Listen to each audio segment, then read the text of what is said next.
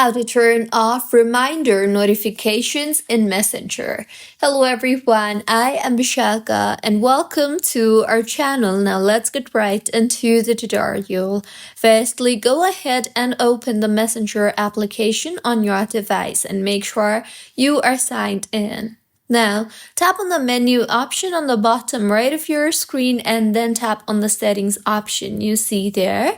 Further, tap on the notifications and sounds option and then scroll down to the more tab and you will see the option for message reminders. So go ahead and toggle off the toggle button for message reminders, and you can also toggle off the toggle button for unwatched reminders, and with this you will no longer receive reminders notification on Messenger.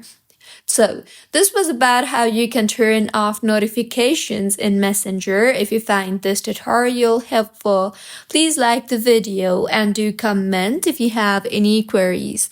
Also, do subscribe to our channel for more helpful tutorials like this.